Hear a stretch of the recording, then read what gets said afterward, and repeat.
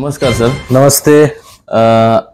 आता आगामी काळात म्हणजे आत्ताच काही दिवसावर ठेपलेल्या या सर्व निवडणुका देखील आहेत आणि त्याचपूर्वी आता हा पाऊस पडत असून शेतकऱ्यांचं जे नुकसान होत आहे याबाबत आपण एक आमदार म्हणून आपण काय उपाययोजना आणि काय ठरवलं आहात?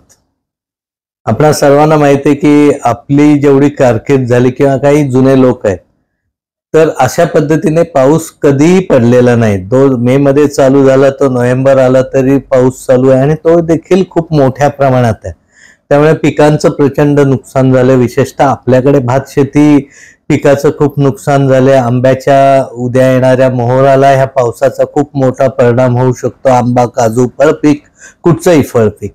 आणि ह्या सगळ्यामध्ये पुऱ्या महाराष्ट्रामध्ये प्रचंड नुकसान आज झालेलं आहे. परंतु महायुतीचं शासन आदरणीय फडणवीस साहेब, शिंदे साहेब आणि दादा या माध्यमातून करत असताना शेतकऱ्याला न्याय देण्याच्या दृष्टीने त्यांचे पुरेपूर प्रयत्न चालू आहेत.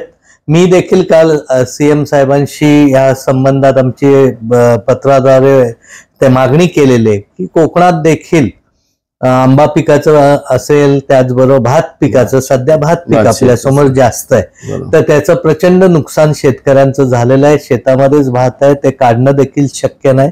तर अशा वेळी जास्तीत जास्त मदत केली पाहिजे आणि त्यासाठी कृषी विभागाची बैठक घेऊन पंचनामे खूप तातडीने होणं गरजेचं आहे.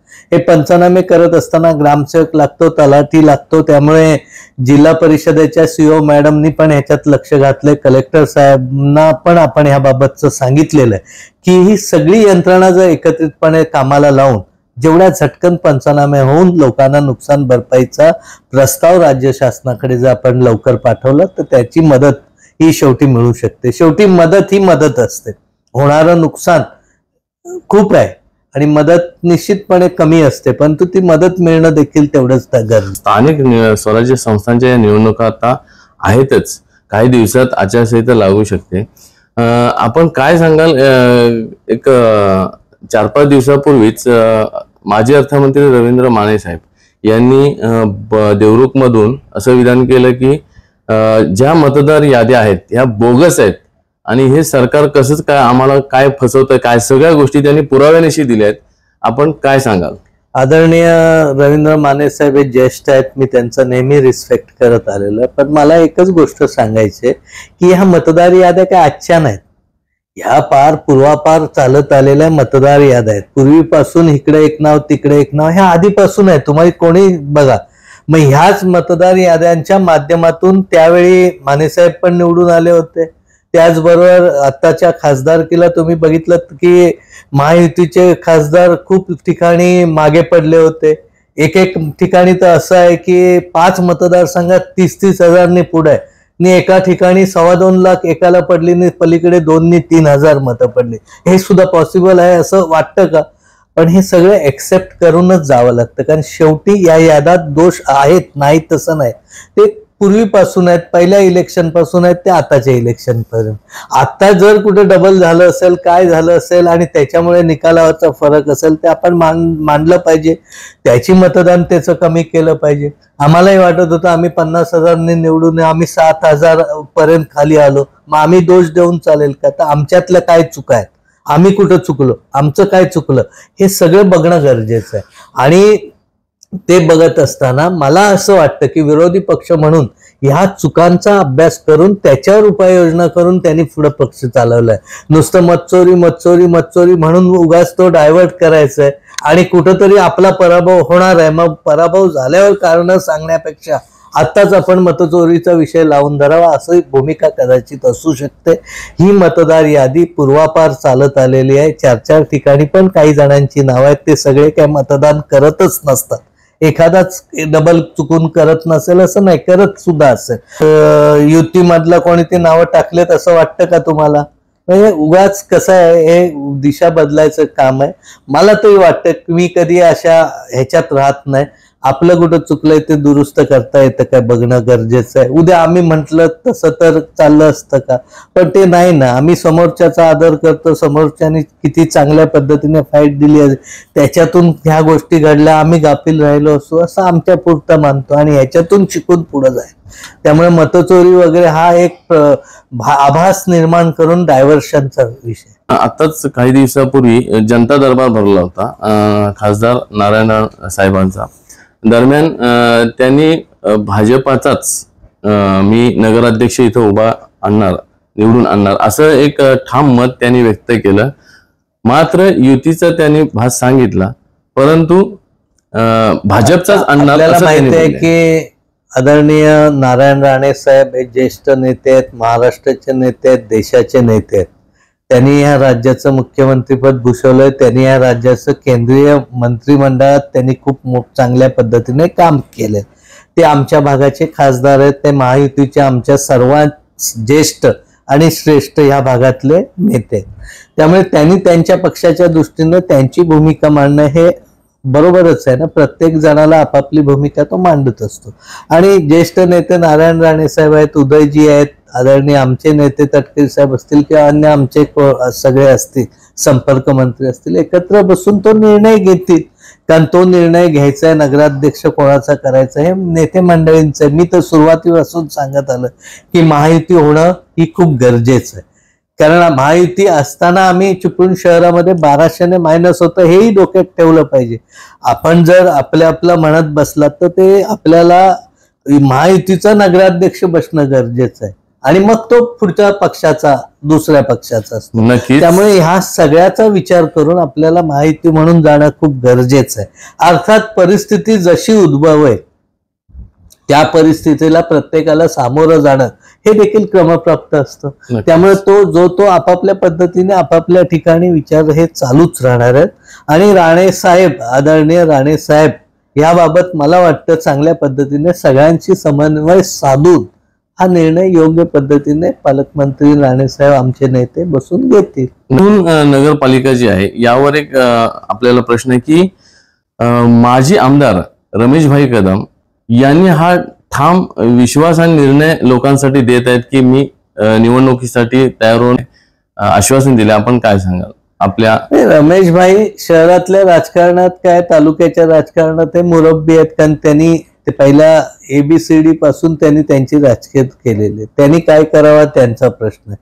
त्यांनी कसं जायचंय काय जायचंय हा काय आमचा विषय नाही किंवा ते काय आज आमच्या विरोधी ह्याच्यात असल्यामुळे त्यांची भूमिका आहे ती त्यांची भूमिका आहे. आम्ही आमची भूमिका आहे की काही झालं ते महायुतीचा नगराध्यक्ष बसेल हीच आमची भूमिका.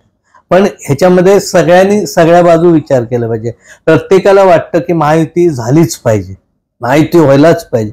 पण महायुती होत असताना मलाच तिकीट मिळालं पाहिजे असं पण आहे. म्हणजे तिकीट मला मिळालं पाहिजे आणि माहिती पण झाली पाहिजे असं सगळंच काय मनासारखं प्रत्येकाच्या होतं असं नाही ना. शेवटी तुम्हाला एक एम साध्य केलं पाहिजे, तो तिथपर्यंत बसवायचं. तर त्यासाठी कशा पद्धतीने जायचं काय याची व्यूहरचना ठरवली जाईल.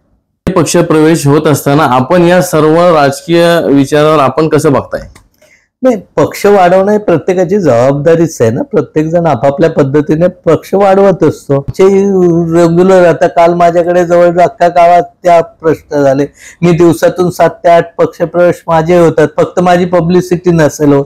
मी माझ्या पद्धतीने राष्ट्रवादी वाढवण्याचं काम करणार, भाजप वाढवायचं काम करणार, शिवसेना शिंदे गट त्यांचं वाढवण्याचं काम करणार. मग ह्या सगळ्या पक्ष प्रवेशामध्ये ह्या 3 पक्षातच इन्कमिंग आहे जास्तीत जास्त. त्यामुळे महायुतीचीच ताकद त्या माध्यमातून वाढत असते ना त्या माध्यमातून. त्यामुळे ही शेवटी निवडणुका आल्या की या सगळ्या गोष्टी.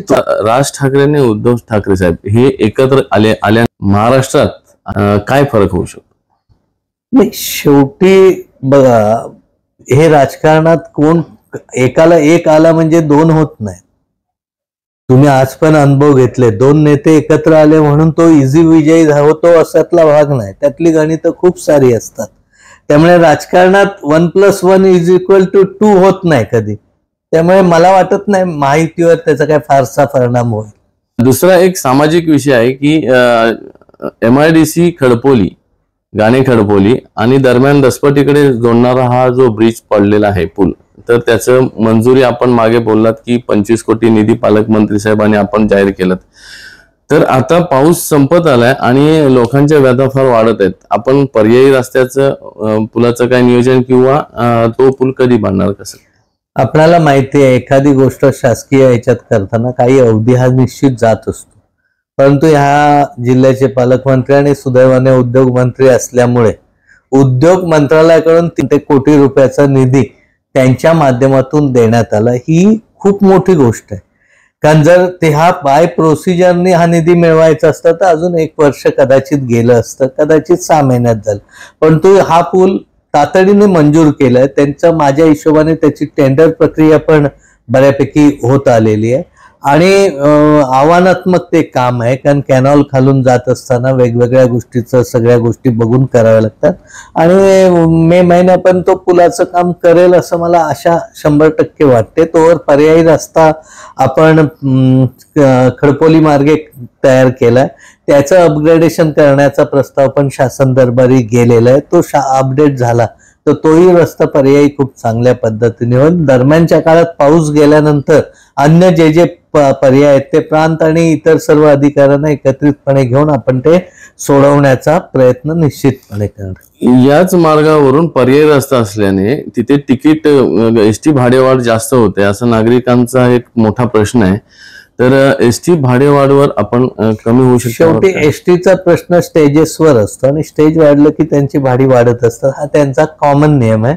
पण ह्या संबंधीचा मी परिवहन मंत्री सरनाईक साहेबांची भेट घेतलेली आहे की आपण ह्याला पूर्वाचाच भारनियम लावावा, कारण ब्रिज पडलेला. बघू, त्याचा प्रयत्न वरच्या स्तरावर करण्याचा मी प्रयत्न करतो.